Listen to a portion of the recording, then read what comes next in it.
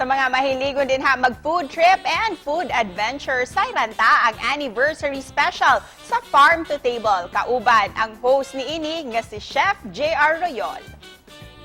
Maupay nga aga, Chef JR, and happy anniversary sa bumubuo ng Farm to Table. Welcome back dito sa GMA Regional TV Live. Chef, what's for breakfast this morning? Breakfast is coffee lang po and eggs. And maayong buntag din po sa lahat ng food explorers natin dyan sa area ninyo. Sa lahat po ng viewers ng GMA Regional TV Live.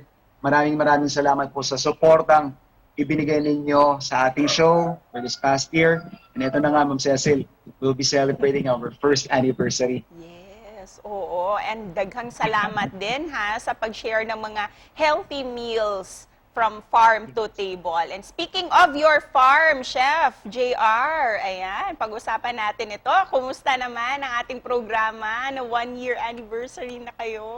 Nakakataba ng puso yung feedback na binibigay ninyo sa amin, yung pagmamahal, yung suporta. Maraming salamat talaga.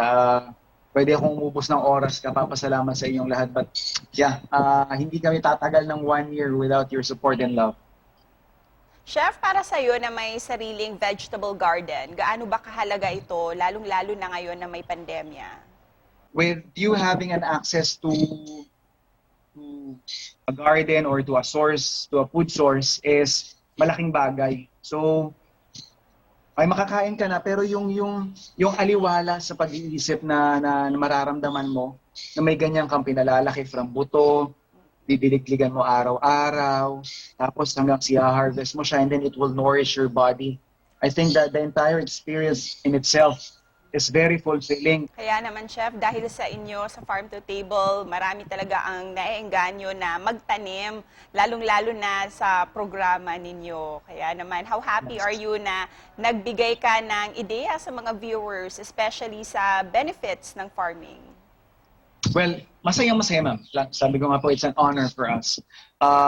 Siyempre, nung una ako personally, hindi naman, ang gusto ko lang is makapag-provide or makapagpakita ng, siguro nung method ko sa pagluluto.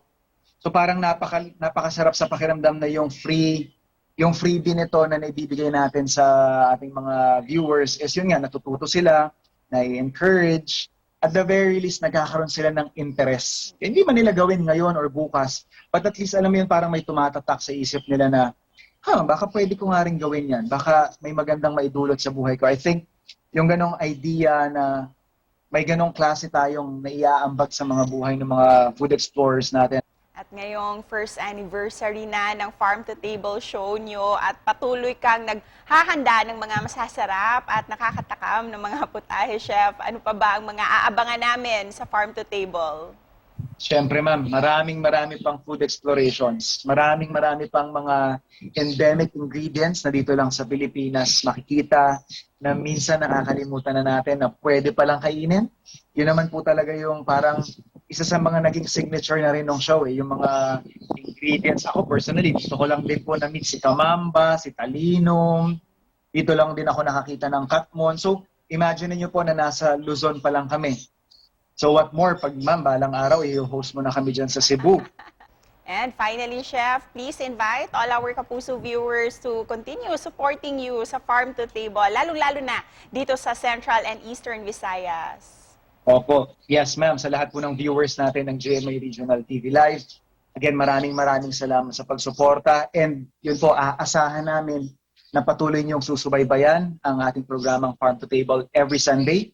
And samahan niyo pa rin po kami sa marami pang food explorations at marami pang mga recipes at putahe na i-share with you guys. To end this interview, ano naman yung mensahe na gusto mong ibahagi para sa ating mga kapuso dito sa Central and Eastern Visayas? And siguro, kung sobrang nag-enjoy kayo sa panonood sa atin sa mga food adventures natin every week, I think kung magpapalambing lang din po ako to invite yung mga hindi pa tayo kilala, yung hindi pa natin nakakasama sa mga food adventures natin, kasi we might be changing their lives for the better. So, we really appreciate your love and support.